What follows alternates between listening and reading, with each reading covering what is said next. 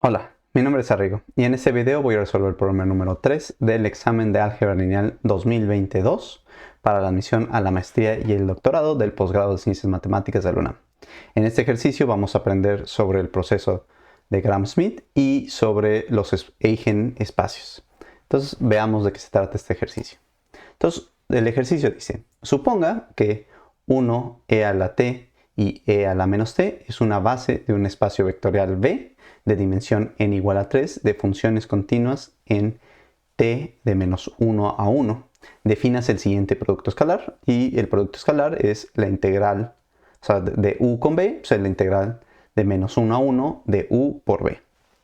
Y ahora lo que nos preguntan es encuentra una base ortogonal de b y encuentra los espacios invariantes de b bajo la transformación lineal t de b que es dada por la derivada.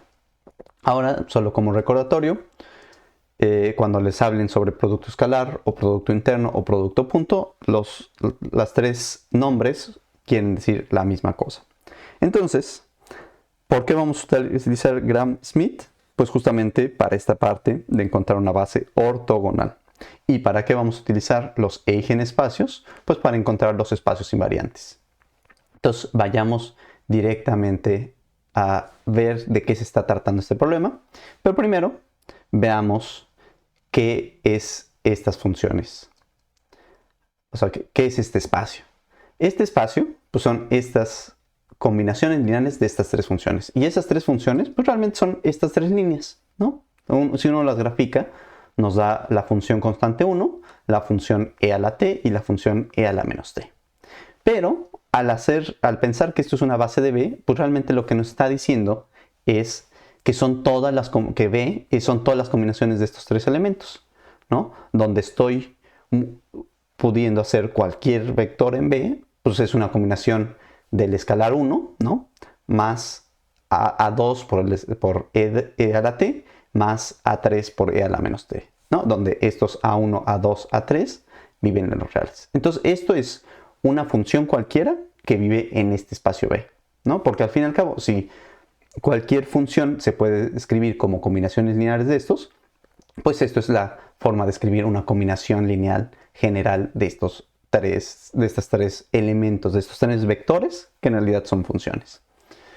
Ahora, ¿cómo se puede ver qué tipo de funciones se dan? Pues hagamos unas cuantas gráficas de ellas, ¿no? Entonces aquí lo que hice fue simular aleatoriamente distintos parámetros y ver qué pasaba. La única restricción que puse es que pasaran por el 0,0.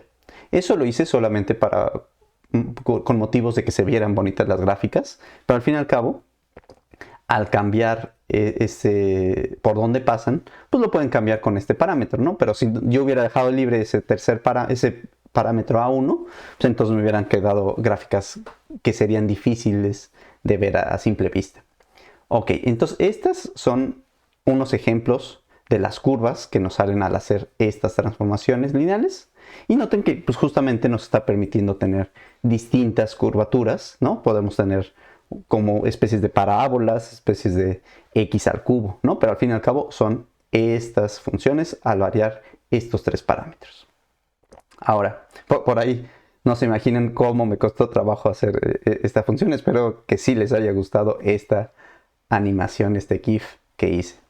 Entonces, bueno, regresando a nuestro ejercicio, pues queremos saber el proceso de Gram-Schmidt. Y el proceso de Gram-Schmidt lo que nos dice es, sea U1 hasta UN una base de B, ¿no? Tenemos una base, definimos la proyección de U sobre B, o sea, de cualquier vector U sobre cualquier vector B, como el producto punto de U con B entre el producto punto de B con B. Recuerden que los productos puntos son escalares, entonces esto sí tiene sentido, y eso lo multiplicas por B.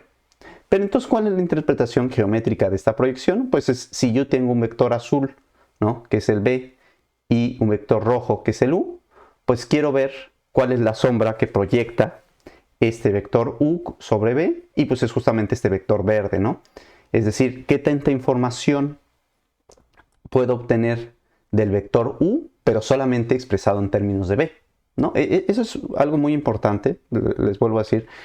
Todos estos conceptos de álgebra lineal tienen mucho que ver con computación, ¿no? Es decir, Este tipo de idea de la proyección es la información del vector u con respecto al vector b, ¿no? ¿Qué tanta información puedo decir de u con respecto a b? Pues es justamente esta proyección, ¿no? Y esta información va a través de la idea de estos productos escalares, ¿no? Productos escalares, productos punto o producto interno, ¿no? Como quieran llamarle. Pero bueno, volviendo al proceso de Gram-Schmidt, pues ahora sí vamos a aplicar la ortogonalización, ¿no? Y eso lo que nos dice es, vamos a hacer unos nuevos vectores b, ¿no? Aquí utilicé la notación u y para mi base original y b para esta base ortogonal, ¿no? Porque de alguna manera estoy pensando que b ya es como los que tienen un ángulo, ¿no? Y recuerden, el tener una base ahora ortogonal, que un conjunto sea ortogonal, es que si me agarro dos elementos de ese conjunto, pues su producto interno va a ser 0. Entonces, el primer valor que me agarro es B1 y lo igualo a U1. Ahora, para hacer B2 y que siga siendo ortogonal a B, bueno, y que sea un vector ortogonal a B1, lo que voy a hacer es agarrar U2, pero le voy a quitar la parte con respecto a la proyección de U2 en B1. Es decir, esta resta lo que nos dice es, como ya explicaste cosas con respecto a B1, ahora, pues ya no quieres volverlas a decir, entonces quítale a este U2 esa parte que ya explicaste. Y justamente lo que te queda es decir, este vector nuevo, este vector que ahora le llame B2, pues va a ser ortogonal a B1, porque ya no tiene información con respecto a B1, va a tener una información solamente con respecto de U2. Y así me la llevo, ¿no? Ahora para hacer U3, para hacer B3, pues es igual a U3 menos la proyección de U3 en B1 menos la proyección de U3 en B2. Noten que entonces hay como un patrón, ¿no? En B3 pues siempre es U3, U3 proyección, U3 proyección, ¿no? Y ya nada más voy alternando los elementos que ya había calculado anteriormente. Entonces vamos a ver cómo es B4, ¿no? Pues B4 es U4 menos proyección de U4 en B1, menos proyección de U4 en B2, menos proyección de U4 en B3, ¿no? Y así sucesivamente puedo seguir hasta que llego al Bn, que es Un menos proyección de Un en Bi, ¿no? Para i de i1 hasta n-1. Entonces ya estos vectores son los vectores ortogonales. Y entonces, además de ser ortogonales, son la nueva base ortogonal que obtengo. Si ahora yo quisiera además una base ortonormal, ¿no? Es decir, además quiero que estén normalizados, pues tómate tus vectores ortogonales y simplemente divídelos cada uno de ellos entre su propia norma, ¿no? O el producto punto de BI con BI. Es exactamente lo mismo.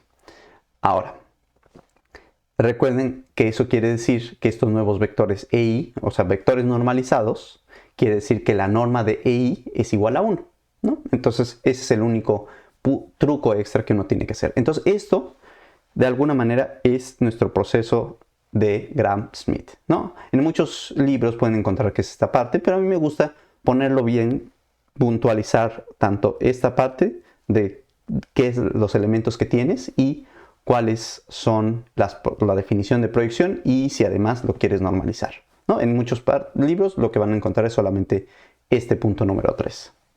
Entonces, ya tenemos un proceso para ortogonalizar un conjunto de vectores.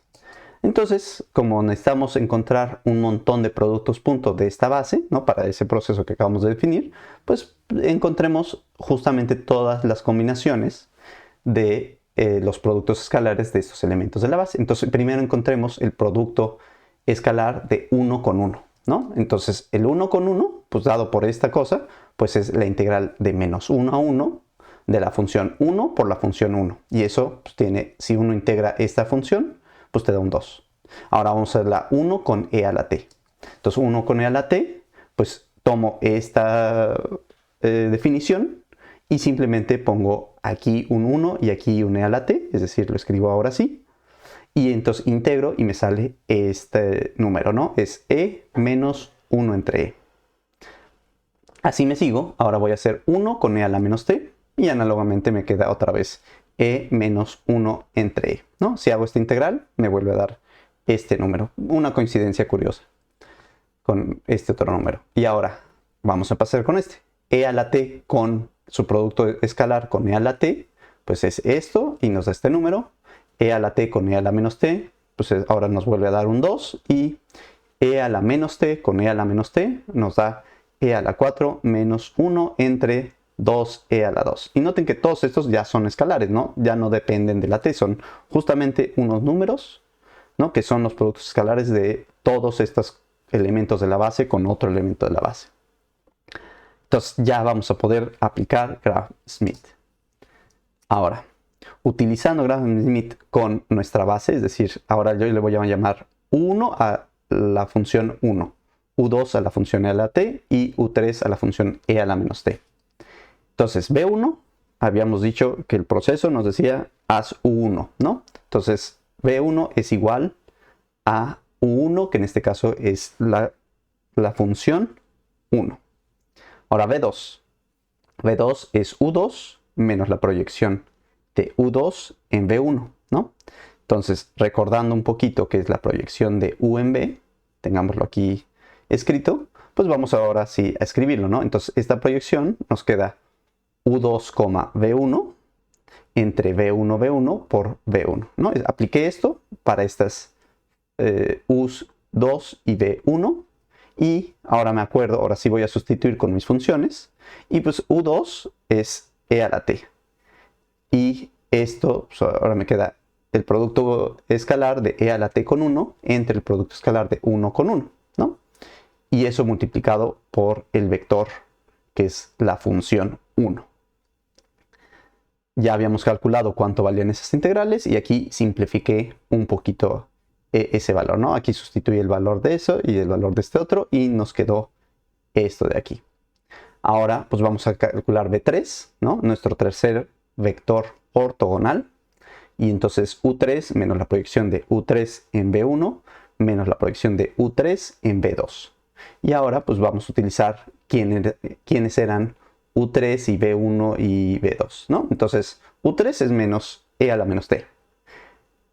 La proyección de U3 en B1, pues U3 es e a la menos t, ¿no? Entonces e a la menos t, 1 entre 1, 1 por la función 1, ¿no? Entonces esta proyección de U3 en B1 es esta constante de aquí, ¿no? Bueno, de hecho es una función. Ahora, la proyección de U3 en B2 es U3 es este. Y B2, pues habíamos llegado a que era esta parte de aquí. Entonces nos queda U3, B2 entre la norma de B2, ¿no? Es B2.B2. Y eso multiplicado, ¿no? Porque así nos dice nuestra función proyección, por B2, es decir, por esta función de por acá o este vector de por acá, como lo quieran ver. Entonces, ahora si haces un poquito de álgebra, ¿no? Si encuentras estas integrales, ¿no? Esta integral y esta integral utilizando esta regla, pues nos da esta función nueva de por acá, ¿no? Que realmente no hay mucho que simplificarle, pero bueno, en el examen yo les recomendaría que lo dejaran así expresado, ¿no? Que ya no tiene mucho caso de reducirlo, no van a tener mucho tiempo en el examen. Entonces les recomiendo que lo dejen de esta manera expresado, que ya es una respuesta correcta. Entonces ya obtuvimos que nuestra base ortogonal para este espacio B es 1, o sea, ese es nuestro primer elemento de la base. Nuestro segundo elemento de la base es e a la t menos e entre 2 más 1 entre 2e. Y nuestro tercer elemento de la nueva base ortogonal, ¿no? Si además nos pidieran normalizarlo, pues ya tendremos que encontrar cuáles son las normas de estos tres vectores y dividirlos entre esas tres constantes. Entonces aquí ya logramos encontrar nuestra base ortogonal, que aquí encuadramos en estos rectángulos rojos.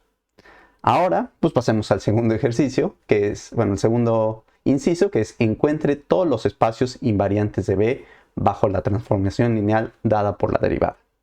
Ok, Entonces, para encontrar esos espacios invariantes, lo que vamos a hacer va a ser encontrar los eigenespacios. Entonces vamos a calcular primero los eigenvalores. Y para encontrar esos eigenvalores, pues empecemos a encontrar cuál es nuestra matriz que denota con respecto a esta transformación. Entonces, pero antes, se me había pasado, vamos a recordar un poquito que es que un espacio sea invariante. Entonces W es un espacio invariante si y solo si W en W, si le aplico la función t a ese W, vuelvo a caer en él. Dicho en un dibujo, pues tengo mi espacio completo B y un subespacio invariante, pues es justamente un espacio que si yo le aplico a uno de sus elementos la función t, vuelvo a caer en él. Es decir, no me salgo de él, o sea, no t de W va a vivir fuera de él, ¿no? Sino que vuelvo a caer en sí mismo, ¿no? Y si se lo vuelvo a aplicar, seguramente volvería a caer. Y seguramente así, y así hasta un número, ¿no? Pero el caso es que no te sales de él, por eso es invariante. O sea, no varías de estar dentro de él. Ok, entonces esa es la idea de ser invariante. Y ahora, pues para encontrar esos espacios, encontremos los eigenespacios. Y entonces, ahora sí, hagamos la transformación para cada elemento de nuestra base, es decir, ¿cuál es la derivada de 1? Pues 0. La derivada de a la t, e a la t, y la derivada de e a la menos t es menos e a la menos t. Eso nos implica que la matriz con respecto de esta base en esta base, pues justamente esta matriz, es decir, en muchos libros van a encontrar una notación que es, digamos, la matriz T superíndice gamma, subíndice beta, ¿no? Donde gamma es una base y beta es otra base. Eso lo que nos dice es cómo se ven los elementos de nuestra base al aplicarle la transformación como elementos de esta otra base. Pero aquí, como estamos en el mismo vector, si tuviéramos eso, pues sería un t de sub beta, ¿no? O sea, ya no tendríamos ese doble índice, un superíndice y un subíndice, sino solamente le ponen un mismo índice cuando caen en el mismo espacio. Cuando tu transformación no vas de un espacio a otro, sino vas de ese a uno mismo, ¿no? Que es el caso de nuestro ejercicio. Pero ahora, pues entonces vamos a ver cuál es, visto en términos de la base, las transformaciones de nuestra base. Es decir, transformamos elemento 1 de nuestra base, ¿no? Y eso nos dio un 0. Este 0, visto como una combinación lineal de estos tres elementos, pues es 0 por 1, 0 por e a la t, 0 por e a la menos t. Y esos tres escalares son los que pongo en esta columna de nuestro vector, digo, de nuestra matriz. En esta columna es por qué número tengo que multiplicar el primer elemento de la base para que me dé la transformación de ese elemento de la base. Ah, pues es 0 por 0, digo, es 0 por 1, 0 por e a la t y 0 por e a la menos t, pues me da el vector 0, ¿no? Me da la función 0. Ahora, vamos al segundo. Si yo aplico la transformación t a e a la t, eso me da e a la t, o sea, la derivada de e a la t es e a la t. Y eso visto en términos de la base es 0 por 1 por 0, ¿no? Es 0 por el vector por la función 1, 0, 1 por la función e a la t y 0 por la función e a la menos t. Entonces, esas constantes que obtuve, pues las pongo aquí como en una columna. 0, 1, 0.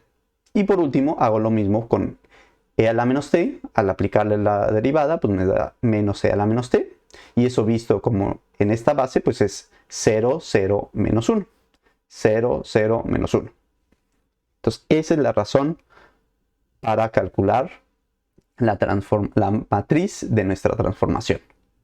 Ok, entonces ya tuvimos eso. Ahora, con eso vamos a poder calcular los eigenvalores. ¿Cómo se calculan los eigenvalores? Pues es este determinante igualado a 0, ¿no? Es decir, toma tu matriz A de tu transformación lineal y réstale la diagonal que tiene a lambda, ¿no? Y las soluciones lambda de eso, de esta ecuación, ¿no? Se calcula este determinante, las soluciones de ese determinante igual a 0, pues son juntamente mis eigenvalores. En este caso, el determinante, como es una matriz diagonal, pues es simplemente el producto de estas tres cantidades, ¿no? Pero en general sería un polinomio en términos de lambda. Pero bueno, pues este polinomio pues me queda lambda por 1 menos lambda por 1 más lambda. Y entonces mis tres eigenvalores, este es mi polinomio característico, mis tres eigenvalores son 0, 1 y menos 1. Es decir, la solución es de este igualado a 0.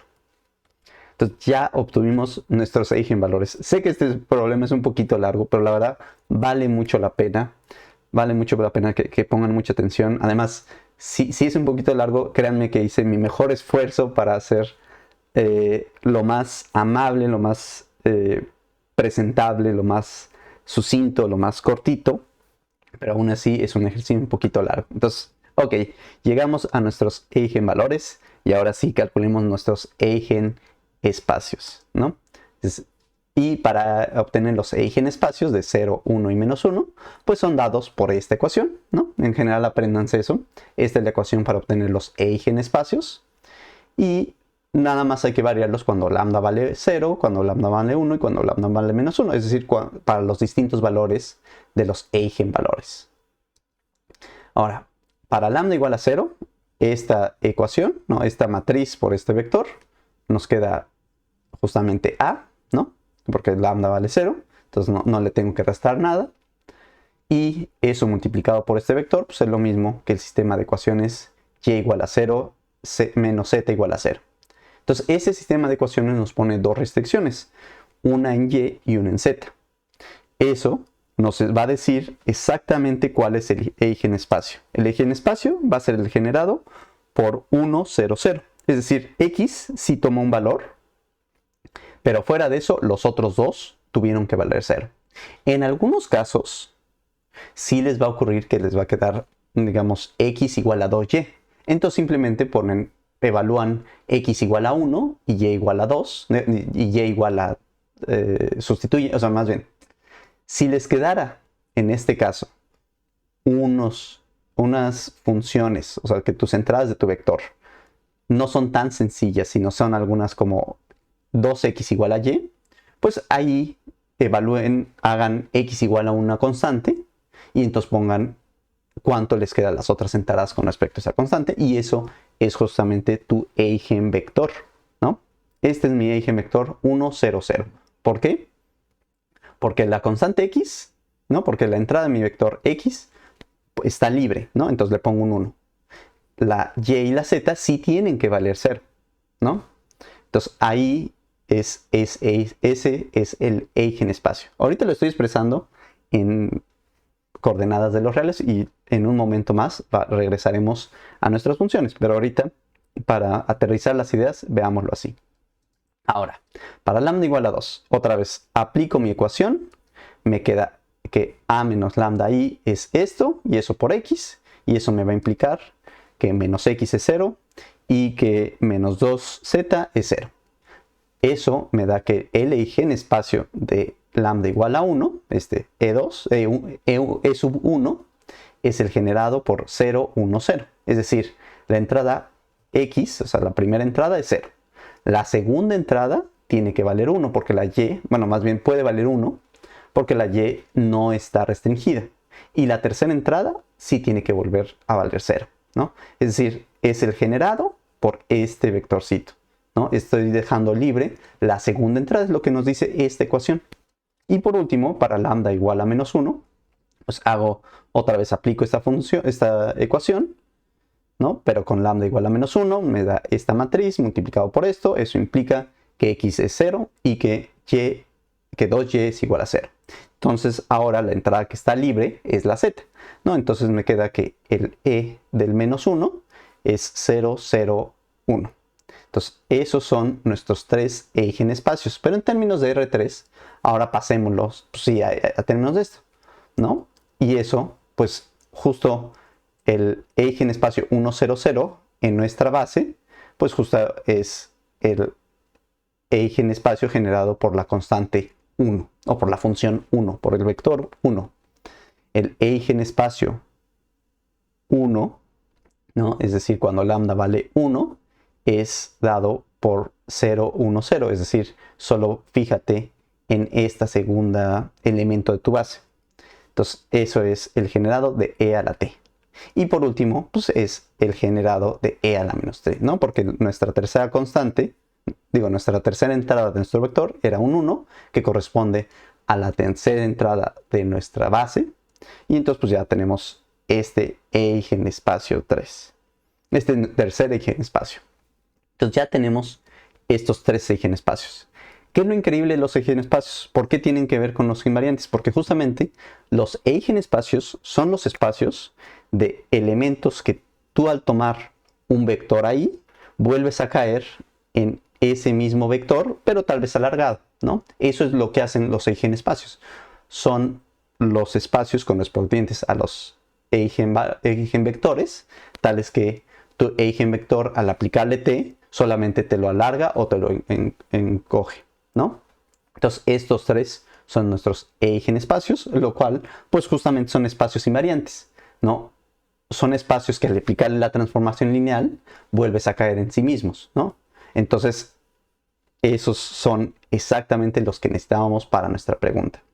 Pero ahora, como nos pidieron todos los eigenespacios, ¿no? Nosotros sabemos, hay un teorema que si quieren en algún otro video puedo demostrar, que los 4 eigenespacios, sin importar cuál transformación lineal te tomes, son el eigenespacio que solo tiene el vector 0, ¿no? Porque al fin y al cabo el espacio 0 le aplica la transformación y vuelves a ser 0. El eigenespacio que tiene a la nulidad de t, es decir, todos aquellos vectores que van al 0. El eigenespacio, el espacio que tiene solo el vector 0, el espacio vectorial de la nulidad de t, el espacio vectorial del rango de t, ¿no? El rango de t también es un espacio invariante, y el último espacio invariante es todo b, ¿no? Es decir, tú al aplicarle a un elemento de b t, pues vuelves a caer en b, ¿no? Por pura definición. Entonces esos 4, ¿no? El que solo tiene el 0, el espacio nulidad, el espacio rango y el espacio b son los 3 espacios invariantes que toda función va a tener. Aparte pueden haber otros, y en este caso hemos encontrado otros 3. Para esta función, bueno, otros 3 que de alguna manera son combinaciones o tienen una relación con esos 4 que habíamos dicho, son el generado por el 1. ¿Por qué ocurre eso? Porque al fin y al cabo, si tomas una constante, la derivada de una constante es 0. Entonces vuelves a caer en el espacio de las constantes. Entonces sí tiene sentido, ¿no? Si te agarras e a la t o combinaciones lineales de e a la t, tú derivas eso y vuelves a caer otra vez en e a la t. Entonces sí es un eigenespacio, ¿no? Sí es no solo es eigenespacio, sino un espacio invariante, ¿no? Cualquier función e a la t, tú la derivas y vuelves a caer en e a la t, ¿no? Si tienes 4e a la t, pues su derivada es otra vez 4e a la t. Entonces sí se cumple la propiedad de ser un espacio invariante. Y por último, el espacio que tiene como generador a e a la menos t, porque si tú tienes la función e a la menos t por una constante, digamos 2e a la menos t, tú la multiplicas y te da menos 2e a la menos t. Y entonces vuelves a caer en ese espacio de todas las combinaciones lineales de e a la menos t, ¿no? Entonces sí son estos 3 espacios invariantes. Entonces, ahora sí, como conclusión, los espacios invariantes son dados por todas las combinaciones de e-1, e0 y e1. Es decir, de estos 3 que habíamos calculado, ¿no? Ahora sí. ¿Por qué no son solamente esos 3 espacios? Sino porque además podrías agarrarte 2, hacer la unión de esos 2 espacios, y ese nuevo espacio también hace que sea un espacio invariante. Es decir, acuérdense que espacios invariantes son cerrados bajo uniones e intersecciones. Eso también es otro ejercicio, que es decir, si tú tienes 2 espacios invariantes, los unes y ese nuevo espacio también es invariante. Entonces estos 2 los unes y también es un espacio invariante. Entonces por eso pongo que son los espacios invariantes dados por combinaciones de estos 3. Y estos 3, noten que justamente generan todo nuestro espacio. Entonces hicimos una separación de todo nuestro espacio en 3 espacios invariantes, ¿no? Que nos permiten con combinaciones de ellos obtener todos, ahora sí, los posibles espacios invariantes. No saben, me da tanto gusto ya haber acabado este ejercicio. Fue un ejercicio muy bonito, pero muy largo de hacer. Entonces, qué bueno que ya acabamos. Si llegaron a esta parte del video, los felicito.